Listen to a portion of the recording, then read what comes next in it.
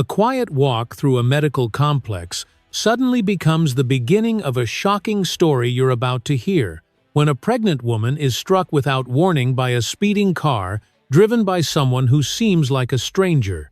But as she lies on the pavement, fighting to hold on to consciousness, the woman behind the wheel leans down and whispers that someone wanted her gone.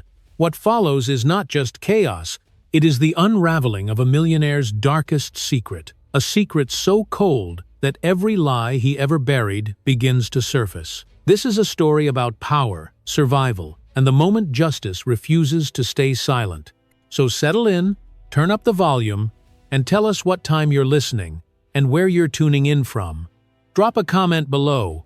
We would love to hear from you. The late morning sun spilled across the entrance of the medical complex, warm enough to feel comforting but bright enough to sting the eyes of anyone already exhausted. The pregnant woman stepped out slowly, one hand bracing the small of her back, while the other instinctively cradled the round curve of her belly. Her breath was shallow but steady. She moved carefully, taking small steps toward the pedestrian path that cut across the driveway. The doctor had told her to rest more, to avoid stress, to listen to her body, but she still felt stronger than most days. She knew the familiar tightness low in her abdomen was not real labor. It was just another reminder that she had been pushing herself too hard. She paused for a moment near the curb, letting a group of people pass before she crossed. The air smelled faintly of coffee drifting from a nearby cart. The noise of rolling suitcases, car doors slamming, and muted conversations made everything feel normal and safe. She touched her belly again and whispered softly, as if speaking to the baby inside. She told it that everything would be fine soon. She told it that they were going home. A soft ache pulsed along her ribs. She closed her eyes for 1 second to steady herself. Then she heard it. An engine revved sharply, too loudly, too close. Her eyes snapped open. A red sedan sat at the end of the driveway, angled toward her. The driver's window was down. Behind the wheel was a woman she had never seen before. Young, maybe late 20s, sharp jawline, wild hair. Eyes full of something that was not panic but something darker, hotter, and disturbingly focused. The pregnant woman blinked, confused. The driver was staring directly at her. Not in a careless way, not like someone who was looking around while searching for a parking spot. This stare was locked on her belly as if it were a target. The engine roared again. Someone nearby shouted, "Watch out!" She froze. Her feet refused to move. Her breath lodged painfully in her chest. The red sedan jerked forward, tires screeching against the pavement as it lurched straight toward her. The sunlight flashed off the windshield, blinding her for a heartbeat. Then everything exploded into motion. The car slammed into her left side, sending her body twisting through the air. Her grocery bag flew from her hand, its contents scattering across the asphalt like pieces of a life she could no longer hold on to. She hit the ground hard. The shock shot through her spine and into her skull, sound blurred into a painful ringing. Her first coherent thought was not about herself, but about the baby. Her arms curled protectively around her stomach even as she lay crumpled on the ground. People screamed. Footsteps pounded around her. Someone yelled for help. She tried to lift her head, but her vision swam. Her cheek pressed against the warm pavement. Her fingers clawed weakly as she fought to stay conscious. Pain radiated from her side, sharp and burning. Every breath felt heavier than the last. The red sedan rolled to a stop a few feet away. The door opened slowly. The same woman stepped out, heels clicking against the pavement with chilling precision. There was no panic on her face, no shock, no regret. Only a strange, cold satisfaction mixed with something like fury. The pregnant woman struggled to focus, her blinking slow and uneven. She watched the stranger crouch down beside her. A strand of the woman's hair slipped forward, brushing against her cheek as she leaned in with unsettling calm. The stranger's gaze drifted again to the swollen belly, lingering there, studying it the way someone studies a problem they intend to eliminate. Her lips curved slightly, not into a smile but into something colder. "You should not have been in the way," the stranger murmured. A man nearby shouted angrily, "Lady, what the hell is wrong with you?" But his voice faded under the heavy thrum of blood rushing through the pregnant woman's ears. The stranger ignored the bystanders completely. She moved even closer until her face was inches from the pregnant woman's. Her perfume was sharp, almost bitter. Her tone was soft enough for only the injured woman to hear. "He said you were the only thing left standing in the way," she whispered. "The last problem he needed gone." The words sliced through the haze of pain like a blade. The pregnant woman's breath caught. Her pulse hammered in her throat. Confusion twisted into dread. Who was he? What did this woman mean? Why did she look at the unborn child as if it were the true target? But she could not speak. Her mouth parted, but no sound came. Her vision flickered again. The ground beneath her felt like it was tilting. People rushed around them, but everything moved too slowly, as if the world had thickened. The stranger stood, brushed invisible dust off her clothes, and looked down one last time with chilling composure. The pregnant woman tried to reach out, to grasp the stranger's pant leg, to ask the question forming in her mind, but her arm barely lifted an inch before it collapsed back to the ground. She blinked. Once, twice. The stranger stepped back as the crowd surged forward, their shouts growing sharper and more frantic. The last thing the pregnant woman heard before darkness washed over her was the stranger's quiet voice lingering at the edge of her consciousness. "He said you were the only problem left." And then everything went silent.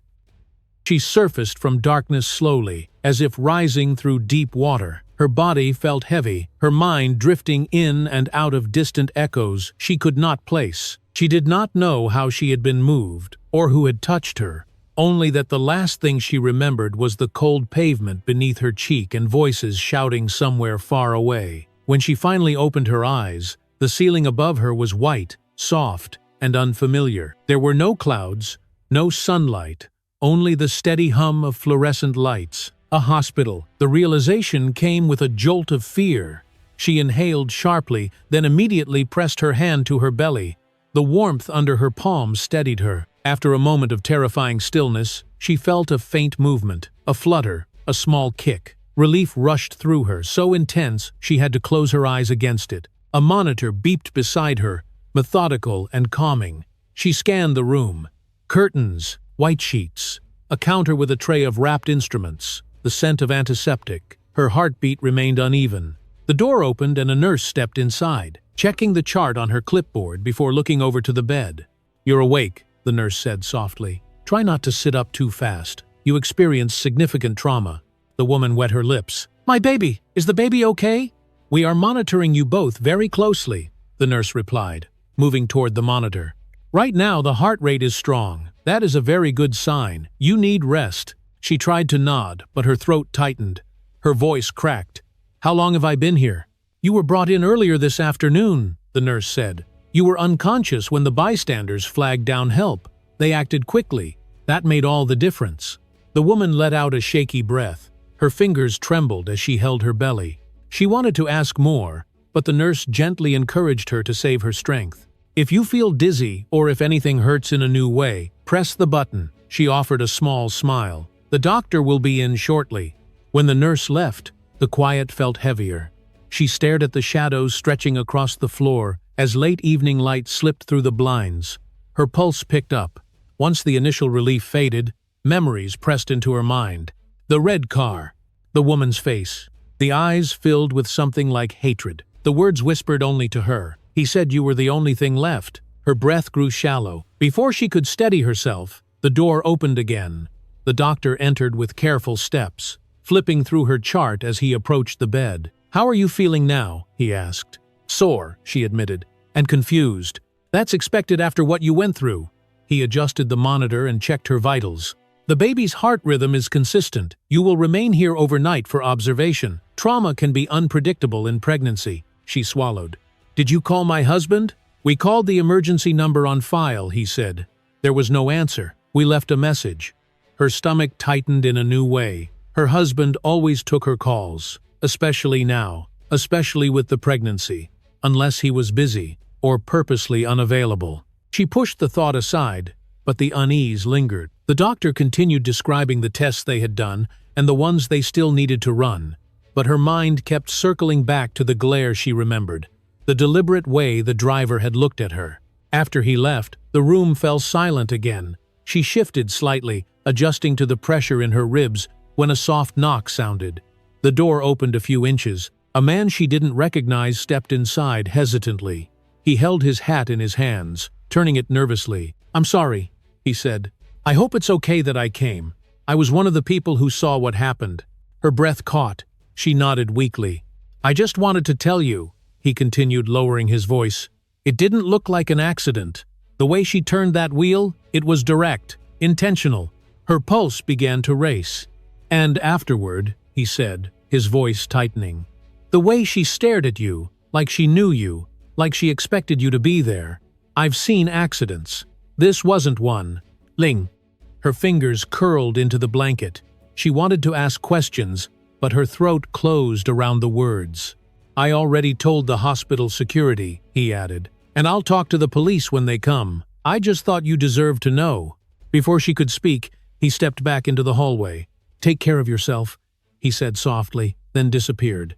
The room suddenly felt colder. She swallowed hard and pulled the blanket up to her chest. Her heart thudded unevenly as fear worked its way through her veins.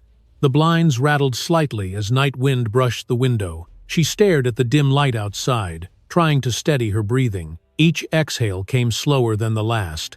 Her phone buzzed. She flinched. It rested on the bedside table where someone had placed it earlier. The screen glowed in the dark room. She reached for it with trembling fingers.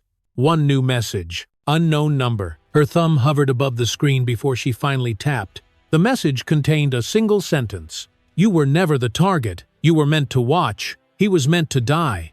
Her chest tightened. She read it again and again as the room seemed to tilt around her. Her breath emptied from her lungs. The screen dim. Her fingers shook. The message remained burned into her mind, cold and merciless. The next morning arrived with a dim, washed-out light that slipped through the blinds and rested across her blanket. She had barely slept. Every time she closed her eyes, she saw the red car again, saw the woman's face looming over her, heard the words that still echoed like a bruise in her mind. By the time a soft knock sounded at the door, her nerves were already stretched thin. The door opened before she answered. Her husband stepped into the room with an expression crafted so perfectly she almost believed it. Concern lined his brow, his eyes wide with disbelief, his posture tense as if he had rushed straight from the street. For a moment she wanted to let herself melt into relief, but something inside her held firm. He approached the bed quickly. "My God," he said. "I came as soon as I got the messages. Are you all right? Why didn't anyone call me sooner?" His voice was soft, controlled, and strangely rehearsed. She swallowed, unsure how to respond. "I was unconscious. I didn't know what was happening. They said they left you a message." He sat on the edge of the bed and took her hand, squeezing it gently. It felt like the gesture of a man who knew exactly how affection should look. "I should have been here. I am so sorry." He brushed his thumb along her skin. "Who would do something like that to you?" She watched him carefully. There was no shock in his eyes when he said it. No confusion, only the right amount of outrage. Her gaze drifted toward his shirt collar. That was when she saw it.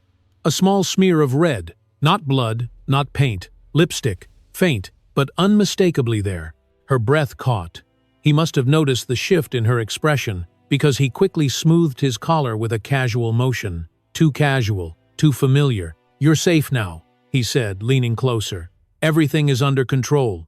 But the words gave her no comfort. Before she could answer, his phone vibrated in his pocket. He stiffened. His hand tightened around hers just slightly before he let go, standing up to take the call. "I need to answer this," he murmured. He stepped away toward the corner of the room. She watched him press the phone to his ear, lowering his voice even though the room was empty except for them. His shoulders tensed. His tone changed. His replies were short and clipped. She could not hear the other voice, but she caught one word through the static of the speaker. "Cassandra."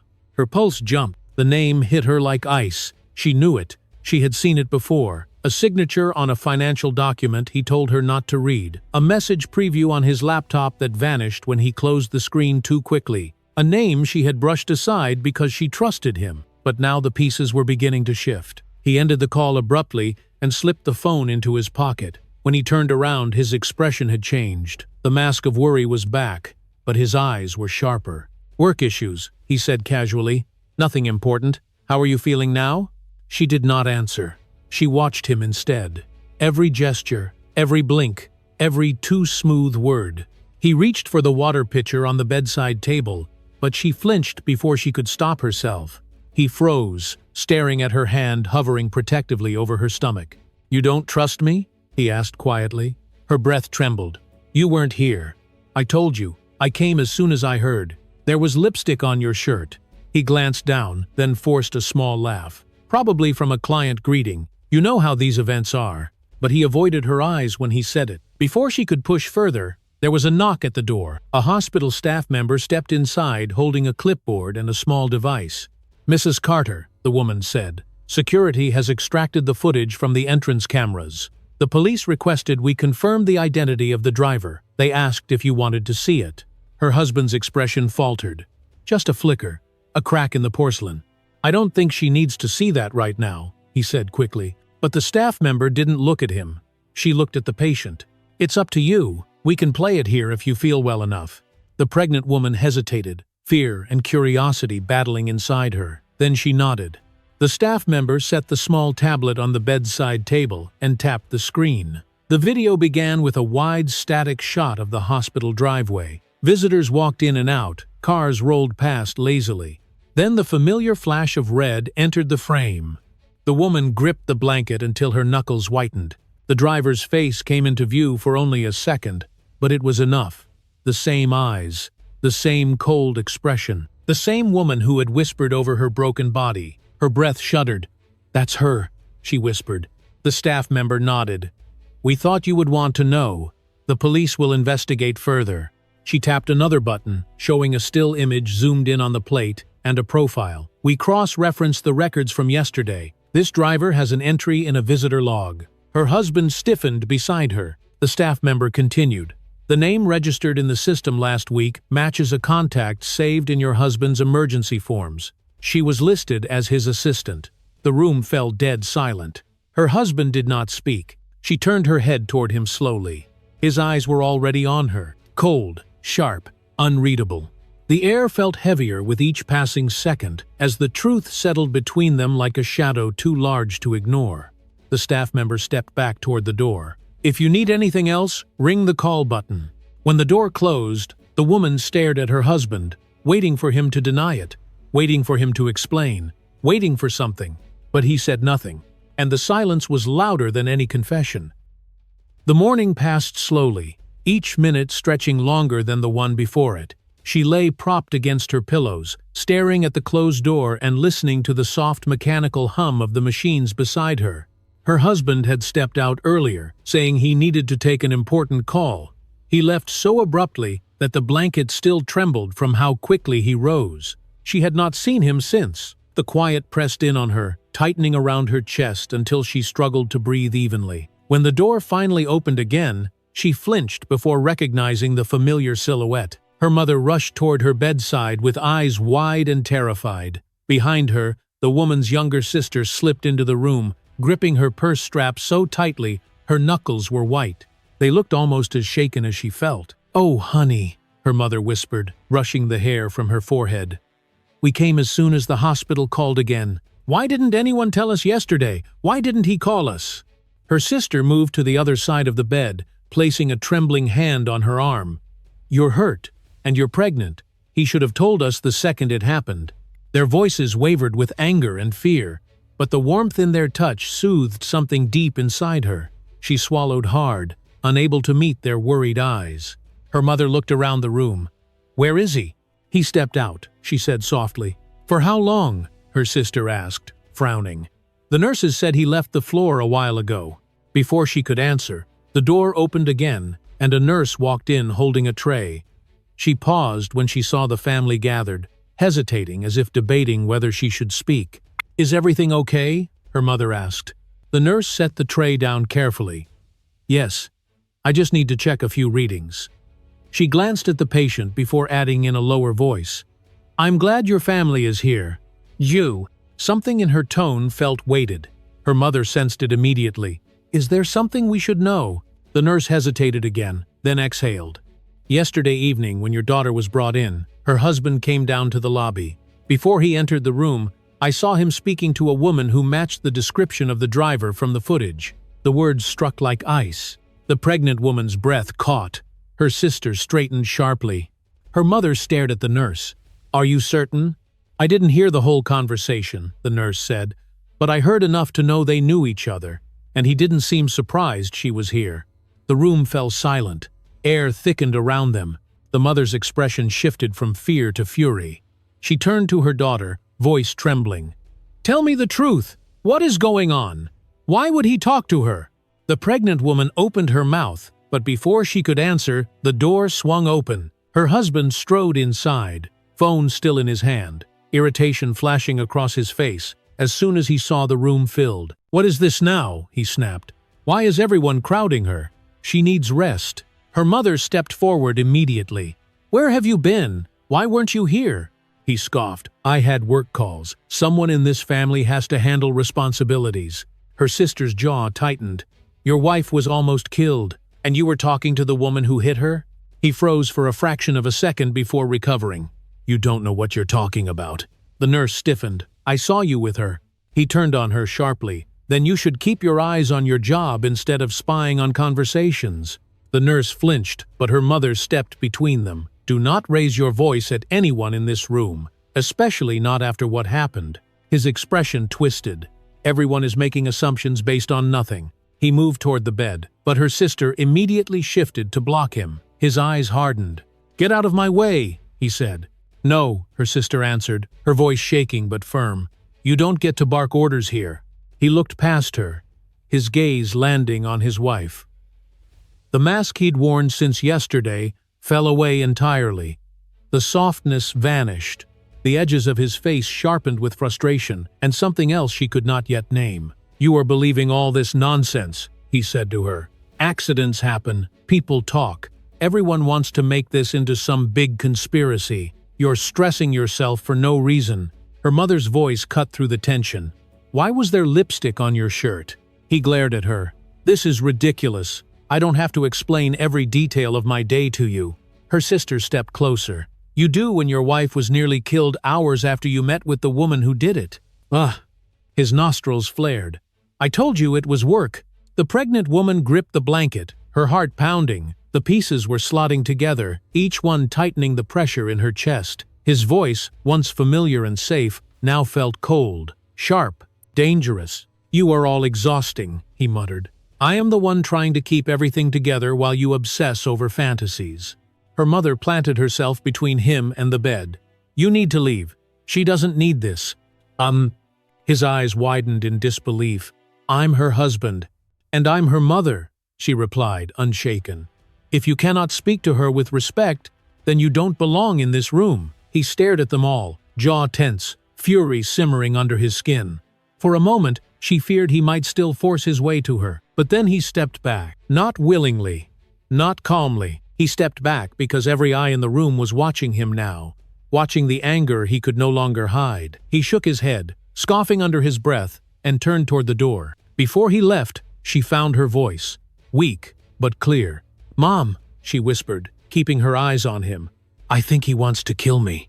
Her mother gasped softly. Her husband stopped in the doorway, his hand tightening around his phone. He did not turn around. He did not say a word. He simply stood there in silence, frozen, as if deciding whether he had been exposed too soon, and then he walked out. The room felt heavier after he left, as if the air thickened with everything he had refused to say. Her mother closed the door slowly, then turned back to her with eyes full of fear she was trying hard to hide. Her sister stood near the foot of the bed, arms crossed tightly, as though bracing herself against something she could not yet understand. For a moment they stayed like that, silent, each trying to steady emotions that had been pushed beyond their limits. The pregnant woman pressed a hand to her chest, feeling her heartbeat stumble unevenly. Her sister finally spoke. "He is hiding something. I don't care what excuse he gives. He is hiding something." Her mother nodded slowly. Something about the way he spoke. It wasn't shock. It wasn't worry. It was anger. Her sister's gaze shifted toward the chair where he had left his jacket earlier. His phone. He kept clutching it. He never lets it out of his sight. Her mother followed her eyes. "If there is anything that tells the truth, it will be in there." The pregnant woman's breath caught. "Mom, you deserve to know," her mother whispered. "You deserve to be safe." Her sister moved quietly toward the jacket, lifting it carefully so it wouldn't rustle loudly. Her hands hesitated over the pocket for only a second before slipping inside and pulling out the phone. The device lit up immediately, screen glowing with the last notifications. "His password?" her sister murmured. The pregnant woman closed her eyes, remembering every morning she had watched him unlock it without thinking. 0124, she said quietly. "Our anniversary." Her sister typed it in. The phone opened. Her mother stepped closer. Looked through messages. Her sister swiped downward, brows furrowing as she scrolled. "Most messages are work, but—" She froze. Her voice dropped. "There's a folder." "What kind of folder?" her mother asked. "It's called V." She tapped it. "Password protected." The pregnant woman's pulse quickened. "Try the same code." Her sister did. The folder opened instantly. 3 files appeared. A bank transfer, a message thread, an audio file. Her sister opened the bank record first. The numbers filled the screen. $50,000, transferred last week. Recipient, Cassandra V. Her mother inhaled sharply. "That's not work. He has never transferred that much money without mentioning it." Her sister's face paled. "There's a memo line." She tapped it. It read, "For completion."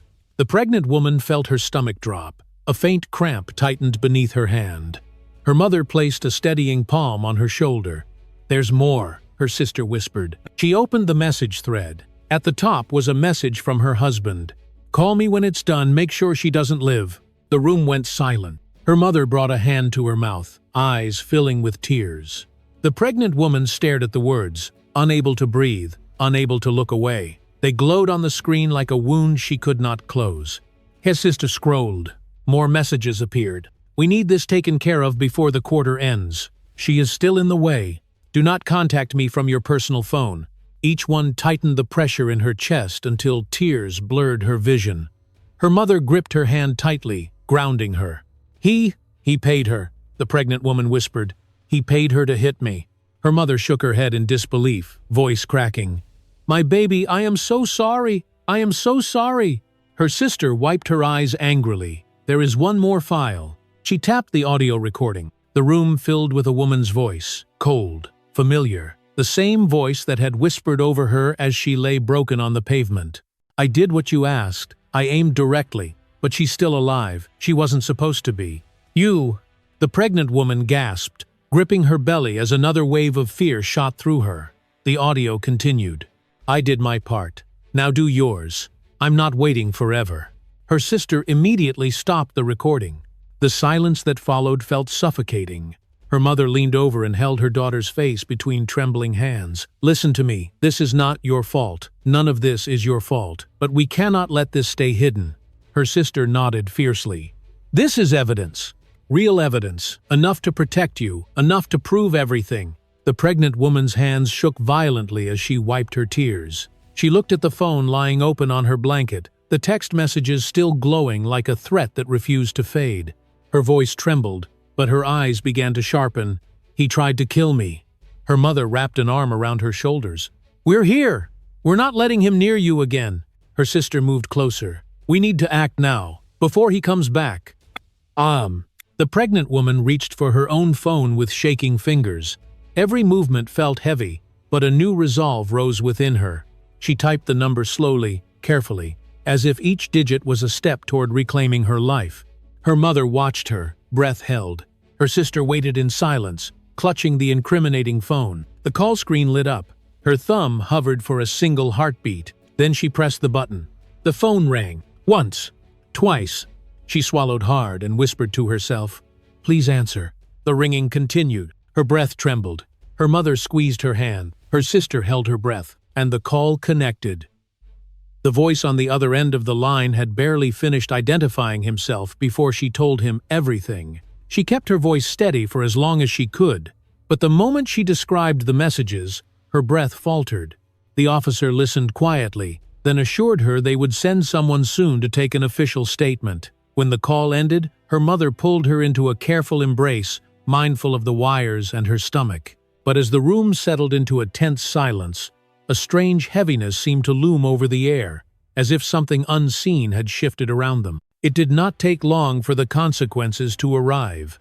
Less than an hour later, two men in dark suits walked into the hospital room. They carried polished briefcases and wore expressions designed to look neutral but felt unmistakably cold. Her sister stepped in front of them instinctively. "Who are you?" she demanded. One of the men glanced at her briefly before turning his attention to the patient. "We represent your husband," he said calmly. "We need to speak with her." Her mother straightened. "Absolutely not. She just experienced a near-fatal attack." The man lifted a folder. "This is a legal matter." The pregnant woman felt her throat tighten.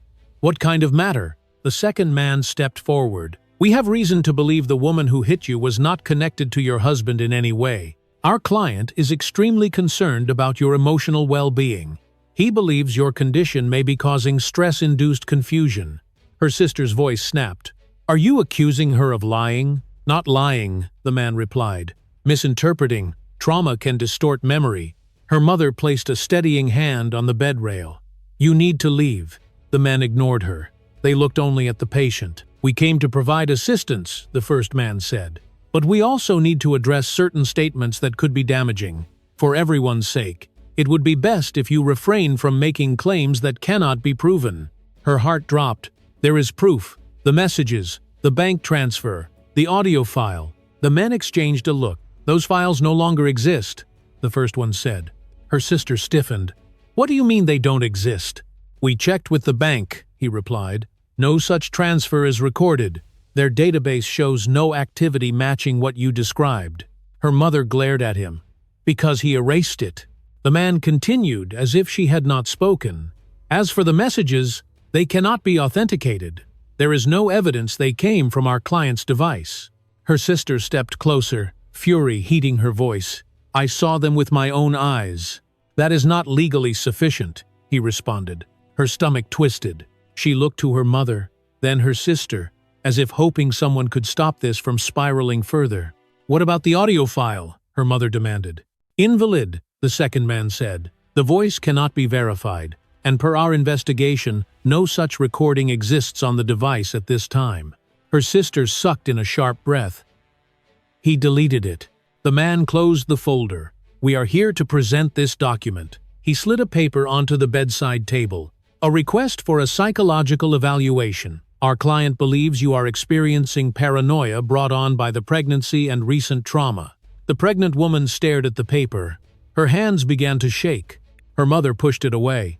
"She is not signing anything." "She does not need to sign," the man replied. "She needs to comply. For the safety of everyone involved." Her sister's voice rose. "You think threatening her is going to work?" He buttoned his jacket. "We are not threatening. We are advising. If she continues making accusations without evidence, she could harm her own legal standing." Her mother shouted, "Get out!" The men exchanged another calm glance, as though the entire confrontation had been routine. Then they stepped out of the room without another word. The door clicked shut. Silence washed in behind them. Her mother reached for her hand. "We know the truth. That is what matters." Her sister paced the room, muttering under her breath. "He moved fast, too fast. He wiped records, hid transactions, manipulated everything. He's trying to trap her." The pregnant woman stared at her lap, tears forming again. Not out of fear this time, but out of a chilling understanding. He was trying to erase every trace. He was trying to make her look unstable. He was trying to make sure no one believed her. A nurse rushed in moments later, breathless. "Something is wrong with the security system," she said. "The footage from the entrance cameras has been wiped, completely. Every file from yesterday is gone." Her sister let out a hollow laugh. "Of course it is." The nurse hesitated, then added, "Also, the woman who hit you. The police were supposed to pick her up this morning, but when they went to the listed address, she wasn't there. No one knows where she is." The pregnant woman gripped the blanket. The room felt colder again. Her mother rubbed her back gently. "He won't get away with this." "He won't." But her voice wavered. The nurse left quietly. Her sister closed the blinds halfway, muttering that they needed privacy. The pregnant woman leaned back into her pillows, breathing slow, trying to keep the panic from clawing up her throat. It was her mother who noticed it first. She stiffened, then moved toward the window, pushing the blinds open just enough to peek outside. Her breath caught. Her sister hurried over. "What is it?" Her mother pointed. Across the parking lot, near a row of cars, a figure stood motionless. A man dressed in dark clothing. His arms were crossed, and though his face was shadowed, his posture was unmistakably deliberate. He wasn't looking at the hospital. He was looking up. He was looking directly at their window. The pregnant woman felt every muscle tighten. "What does he want?" her sister whispered. Not a single person moved. The man did not turn away. He simply stood there, watching, waiting.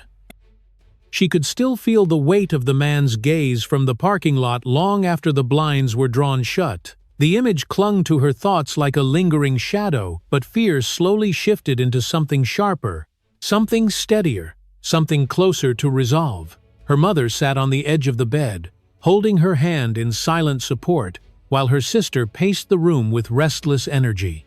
"He's watching us," her sister whispered. "He wants to scare you." He wants to isolate her, her mother corrected softly. "That is what abusers do. They erase the truth and isolate the victim." The pregnant woman exhaled shakily, placing a hand over her stomach. "Then I can't stay still. I can't just hope someone else fights for me." Her sister turned toward her.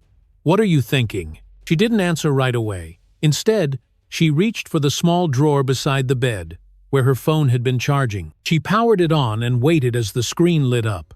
The warmth of the device grounded her, reminding her she still had a voice even if someone was trying desperately to silence it. Her mother watched her carefully. "What are you planning to do?" She swallowed. "I want the truth, and I want proof. Real proof that he can't erase." Her sister blinked. "You mean, record him?" "If he comes back," the pregnant woman murmured, "he'll slip. He always does when he's angry, and he will be angry." "No." Her mother hesitated, then nodded slowly. "If you do this, don't let him see the phone." She secured the device under her blanket, positioning the microphone near her thigh. Her hands trembled slightly as she checked the audio app. She pressed the record button but paused it, leaving it ready for when he entered. Minutes passed, thick with anticipation. It did not take long. The door swung open with a quiet but forceful push, and her husband stepped inside. His eyes darted to the closed blinds, then to her family clustered around her bed. He looked irritated rather than concerned. "Everyone needs to leave," he said flatly. "I need to speak to my wife alone." Her mother rose immediately. "No, not after everything you've done." He turned his glare on her. "I wasn't asking." Her sister stepped between them. "You're not getting another second alone with her." He inhaled sharply, jaw clenching. "She is my wife." "No." "And she is our family," her sister shot back. "You don't get to decide anything anymore." His attention shifted to the pregnant woman, and something inside her tightened. She could see the storm building behind his eyes.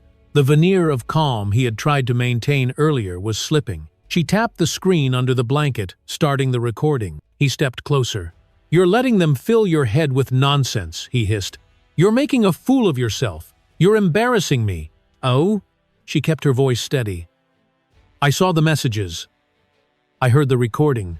His expression flickered with alarm, then quickly hardened. "You think any of that will hold up? You think you can turn this into something? You have no idea what I can do." Her mother moved toward the call button, but the pregnant woman shook her head slightly, signaling her to wait. Her husband leaned closer to the bed, lowering his voice. "Do you understand what you're risking? Everything is under control until you decide to ruin it." Her sister snapped. "She didn't ruin anything. You paid someone to hurt her." He shot her a look full of venom. "I didn't pay anyone, and if she keeps lying, it will only get worse."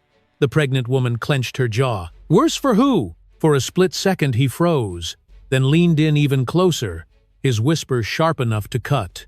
"You think you're safe because you're in a hospital? Because you're surrounded by them? None of that matters. If you keep pushing, you won't like where this ends." Her heart pounded, but she held his gaze. Inside her blanket, the phone captured every word. He continued, resentment dripping from each syllable. "You were supposed to listen. You were supposed to stay quiet, but you can't even do that right." Her mother stepped between them. "Get away from her." "Yo." He straightened slowly, breath shaking with restrained fury. "This is all going to backfire on her. She is unstable, and when people realize it, they will understand that I'm the one telling the truth." He started toward the door. The pregnant woman pressed stop on the recording. He turned once more before leaving. "If you drag this any further, you'll regret it." Then he walked out. The moment the door closed, her sister rushed to her side. "Did you get it?" She held up the phone. Her hands were trembling, but her voice was steady. Every word. Her mother wiped a tear. "This is enough to protect you, enough to start something real." The pregnant woman sat upright slowly, wincing at the shift in weight. "I need help," she whispered.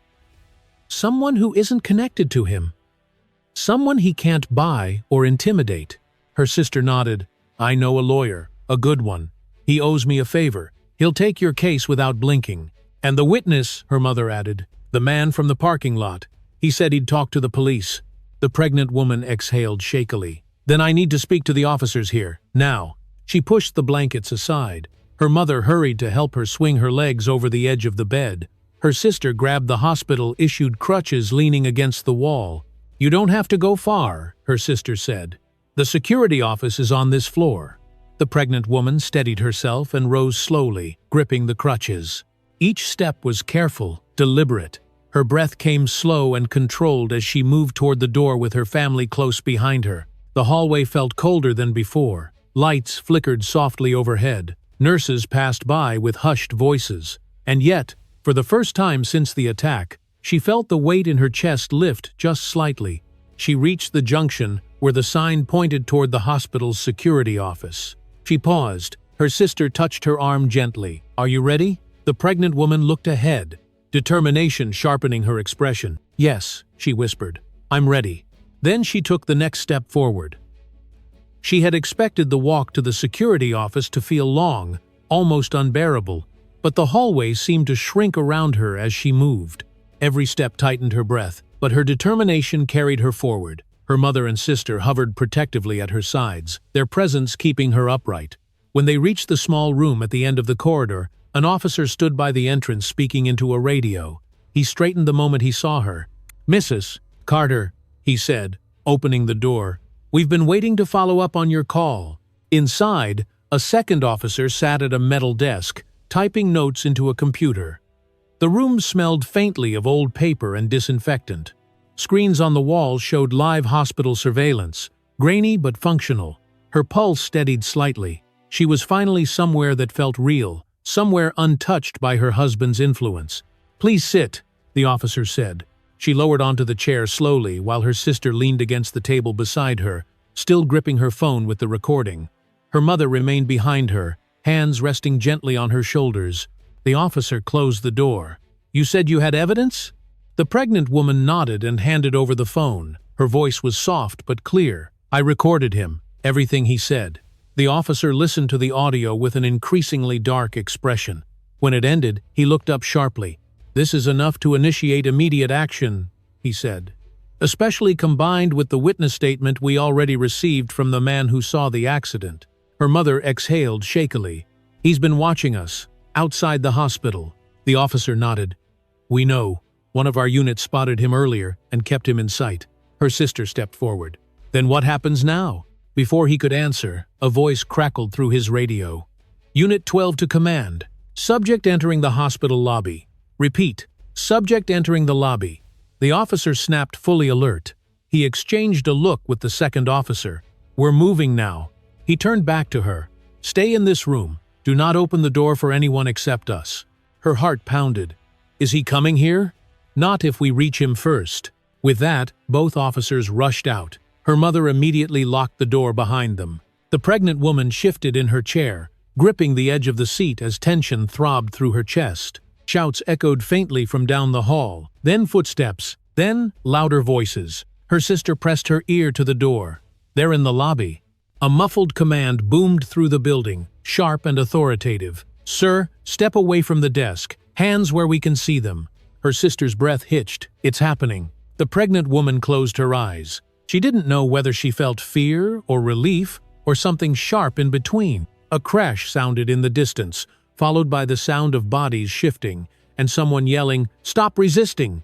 Her mother whispered a shaky prayer under her breath. Moments later, the hallway erupted with hurried footsteps. The sounds grew louder, closer. She opened her eyes just as shadows passed beneath the door, and then she heard it. His voice, furious, desperate, unhinged. "You have no idea who you're dealing with. Let go of me." Another voice followed, calm, unmovable. You are under arrest for conspiracy to commit murder, attempted homicide, and endangerment of a pregnant woman." The pregnant woman clutched the arms of her chair. Her pulse hammered against her throat. A second voice rang out from farther down the hall. "Bring her through the back entrance. She tried to run. We got her." Her sister gasped. "That must be the driver." "Le." The officer's radio crackled with confirmation. "Female suspect in custody. She's confessing. Says she wasn't paid what she was promised." The pregnant woman leaned forward, barely breathing. Her mother whispered, "It's over. It's really happening." But it wasn't over yet. A sudden burst of noise flashed outside the door. Camera shutters, reporters shouting questions, the echo of dozens of shoes scraping against the tile floor. Her sister peeked through the slit of the blinds. "The media is here," she said. "Someone must have leaked the arrest." The pregnant woman's chest tightened. She imagined him being dragged through the lobby, wrists bound, lights flashing across his face as he screamed threats he could no longer make good on. She imagined the woman who hit her being shoved into another squad car, mascara streaked, fury collapsing into desperation as the cameras caught every broken piece of her lie. A knock rapped sharply against the door. Her mother froze. "Who is it?" "It's Officer Ramirez," a familiar voice replied. "You can open the door." Her mother unlocked it. The officer stepped inside, breathing slightly heavier but composed. "It's done," he said. "We have both suspects in custody." The driver attempted to flee the hospital but was apprehended behind the loading dock. "She's already admitting involvement." The pregnant woman's throat tightened. What did she say? She said she had been pressured, and that she did not expect the situation to unfold the way it did. He paused. "She also admitted to being in communication with your husband." Her sister muttered, "Good. Let her talk." The officer nodded toward the hallway. "There's going to be a lot of noise out there for a while, but you're safe here." Her mother exhaled shakily. "Thank you, truly." He offered a sympathetic smile. "There's one more thing. The doctor wants to see you immediately. He says it's nothing urgent but important." Her breath wavered. "Is it the baby?" The officer nodded gently. "He's waiting in the recovery wing." Her sister helped her stand. Her mother guided her toward the door. The officer led them through a quieter hallway, away from the reporters, away from the commotion. When they reached the recovery wing, the doctor stepped out of a room, still wearing his stethoscope. His expression softened when he saw her. "There you are," he said warmly. "I've been monitoring everything." Her heart thudded painfully. "Is something wrong?" He shook his head. "No, quite the opposite." He gestured toward the small observation room behind him, where soft lights flickered through the glass. "The baby is stable now," he said gently. "You can breathe." She pressed a hand to her chest. For the first time in days, she truly did. The courtroom was colder than she expected, not in temperature, but in atmosphere. The polished wood, the high ceilings, the rows of benches filled with reporters and spectators created a pressure that settled on her shoulders the moment she entered. Her mother held her arm while her sister walked beside her, each offering silent support as they took their seats behind the prosecution table. She adjusted herself carefully, one hand resting instinctively on her stomach. Her husband was already inside. He sat at the defense table wearing an immaculate suit, hair slicked neatly, posture composed as if he had come to deliver a speech rather than face charges of attempted murder. His expression shifted the moment he saw her. He widened his eyes just enough to seem wounded, then lowered his gaze as if carrying unbearable sorrow. The act was familiar. A mask he had perfected long before this day. His lawyer leaned toward him, whispering instructions. He nodded solemnly, playing the role of a wrongfully accused husband. The judge entered. Everyone rose. When they sat again, the case was called. State of California versus Daniel Carter. Her chest tightened when the prosecutor stood. He spoke clearly, outlining the charges: conspiracy to commit murder, attempted homicide, endangerment of a pregnant woman, and additional counts tied to covering up the crime. The defense lawyer rose next. He smoothed his tie, looked to the jury, and began with a soft voice. "My client is a devoted husband. He has stood by his wife throughout her difficult pregnancy. What you will hear today are distortions born from emotional trauma and fear. Mrs.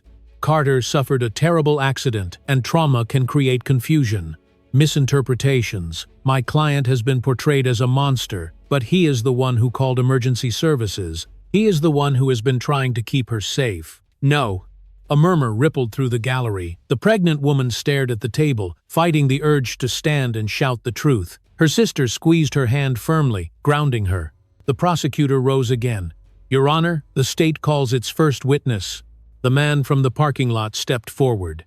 He took the oath, sat down, and repeated everything he had told the officers. How he saw the red car aim directly at her, how the driver did not brake, how the woman stepped out afterward as if she had expected the impact. The defense attempted to discredit him, suggesting his angle of view was compromised. The witness did not waver. Next, the nurse who saw her husband speaking to the driver outside the lobby took the stand. Her voice was steady. She recounted exactly what she saw. Again, the defense tried to twist her words. Again, the truth held. Then came the evidence. The prosecutor played the recording she had captured in her hospital bed. Her husband's voice filled the courtroom. Cold, sharp, threatening. "You were supposed to stay quiet. If you keep pushing, you won't like where this ends." The jurors stiffened. The defense lawyer objected, arguing the recording was taken without consent. The judge reviewed the law briefly, then allowed it. Next came the phone data reconstruction. The prosecution had obtained a court order to retrieve deleted files. A technology specialist explained how someone had attempted to erase banking logs, message histories, and internal notes. He confirmed the deletions originated from the husband's account. Then the bank records appeared on the projector. $50,000. Recipient, Cassandra V. Time-stamped, authenticated. The defense lawyer tried to claim it was a business expense. The prosecutor countered immediately with the audio file recovered from the driver's phone. A chilling voice echoed through the speakers. "I did what you asked. I aimed directly, but she's still alive." The gallery gasped. Reporters scribbled frantically. One juror covered her mouth. Her husband's composure cracked for the first time. His foot tapped beneath the table. His jaw clenched. His eyes darted toward his lawyer. The prosecutor called the final witness. Two officers escorted the woman who had driven the red car into the room. She walked with her head down, wrists cuffed. She took the stand, voice wavering but unmistakably clear. "He told me the baby was an accident," she said. "He said his wife was going to ruin everything for him. He said if she was gone, he could finally live freely. He promised me money. He promised we'd be together. I did what he asked because I believed him. I thought I was helping him." Her voice cracked. "He told me to make sure she didn't live." Her husband slammed his hands on the table. "She's lying." "Abba." The judge banged the gavel sharply. "Mr. Carter, you will remain silent." But the courtroom had already heard what it needed. The closing arguments followed. The defense clung desperately to the narrative of confusion, trauma, and coincidence, insisting there was no solid link between the husband and the attack. The prosecution dismantled every point with calm precision. Recorded threats, financial transactions, attempts to destroy evidence, and the direct confession of the driver formed an unshakable chain. When the judge instructed the jury, the room felt still enough to break. The jury returned in less than 2 hours. Everyone rose. The foreperson held a paper with steady hands. "On the charge of conspiracy to commit murder, we find the defendant guilty. On the charge of attempted homicide, guilty. On the charge of endangerment of a pregnant woman, guilty. On the charge of evidence destruction, guilty." Her husband's shoulders slumped, the mask finally shattering. The judge delivered the sentence. "Daniel Carter is hereby sentenced to 25 years in state prison. Cassandra Vaughn is sentenced to 12 years for her role in the attack." Her husband whipped his head toward her, eyes burning with disbelief and anger. She did not look away. She held her mother's hand and kept her gaze steady. The gavel struck once. The courtroom erupted with noise. Reporters swarmed. Officers moved in. Handcuffs clinked as the two were taken away. The pregnant woman took a deep breath. For the first time since the attack, she felt the ground beneath her finally stop shaking. The morning light spread gently across the coast, the kind of warm brightness that softened everything it touched. Waves rolled in slow, steady breaths, carrying a scent of salt and new beginnings. The coastline had always been quiet at this hour, but today the beach felt different, alive, waiting. She stood near the railing of a small overlook built above the sand, her hands resting lightly on the smooth metal. The ocean stretched wide before her, a brilliant sweep of blue, shifting with sunlight. She closed her eyes for a moment, letting the wind brush against her face. For the first time in a long time, the air tasted clean, safe. Behind her, footsteps approached with a familiar rhythm. Her mother's gentle voice followed. "Are you ready?" She opened her eyes and nodded softly. "I think so." Her sister joined them, adjusting the strap of the diaper bag slung across her shoulder. "Everyone is already gathering," she said quietly. "They're waiting for you." The woman inhaled deeply, feeling the rise and fall beneath her palm. After all the fear, all the pain, all the days she had wondered if she would ever know peace again, the simple motion still amazed her. The small flutter beneath her hand reminded her why she was still standing. Another breeze swept across the overlook, lifting strands of her hair and carrying the faint hum of voices from a small crowd nearby. Members of a women's organization, neighbors, hospital staff who had supported her, a few reporters who had been respectful enough to keep their distance. None of them were here for drama. They were here because they wanted to witness strength. Her mother touched her arm softly. "You don't have to say anything. Just being here is enough." She managed a small smile. "I want to." Her sisters stepped closer. "Then we're right behind you." A staff member from the organization approached, holding a clipboard and a microphone. "Whenever you're ready," she said warmly. "No rush." The woman nodded. She took slow steps toward the small wooden platform placed just a few yards from the sand. With every movement, her heart beat steadier, stronger. She paused at the first step, then lifted her chin and walked up, letting the sunlight wash over her. Murmurs quieted. Faces turned toward her. Phones lowered respectfully when they realized she was not here for spectacle but for closure. She reached the center of the platform. A soft hush settled over the gathering. The wind, the waves, and the distant cry of gulls blended into a serene harmony. "Thank you for being here," she said softly into the microphone. Her voice held steady despite the emotion swelling behind it. "I am standing here today because of all of you, because of the people who believed me, protected me, and refused to let fear silence the truth." She looked out at the ocean again, then back at the faces watching her. "I used to think surviving meant hiding, staying quiet, trying not to cause trouble." She paused. "But surviving isn't hiding. Surviving is choosing yourself, choosing your life, and choosing to walk forward even when someone tried to stop you." Her mother brushed away a tear. Her sister smiled through her own. The woman continued, "I don't want to talk about what happened, not because I'm afraid, but because it no longer defines me." She placed a hand over her stomach. "What defines me now is what comes next." She lowered the microphone briefly and reached into a small satchel at her side. From it, she removed a delicate silver key. The light caught it, casting a thin, sparkling line across her palm. "This," she said, holding it up, "is the key to the community center that will be opening in 2 weeks." Soft gasps and murmurs rose from the crowd. "A place for women who need help. A place for anyone who finds themselves alone, afraid, or unheard." She smiled gently. "A place I wish I had the night I was hurt." Her mother squeezed her sister's arm, pride glowing across her face. The woman continued, "I will not let what happened be the end of my story. It will be the beginning of something better." The audience grew still, absorbing her words. The waves rolled in again, as if echoing her resolve.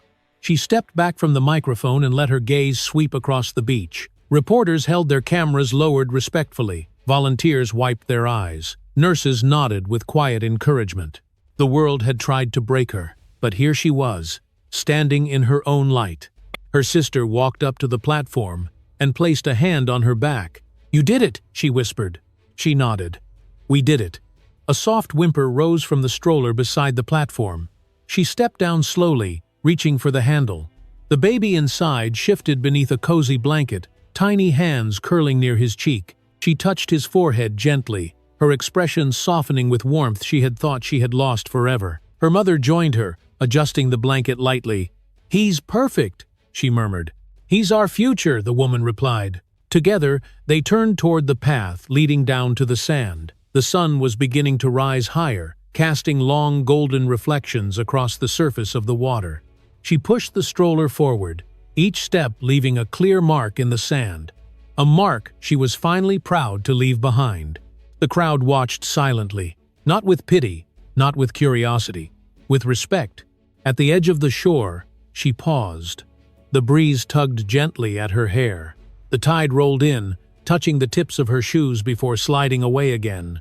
She looked at her reflection in the water, not as a victim, not as a woman who had been hunted or betrayed, but as someone reborn in her own strength. She lifted her head toward the horizon, where the line of light stretched endlessly forward. "This is my life now," she whispered to herself, "and it's finally mine." The wind carried her words away, just as the sun broke fully across the water, and she stepped toward it,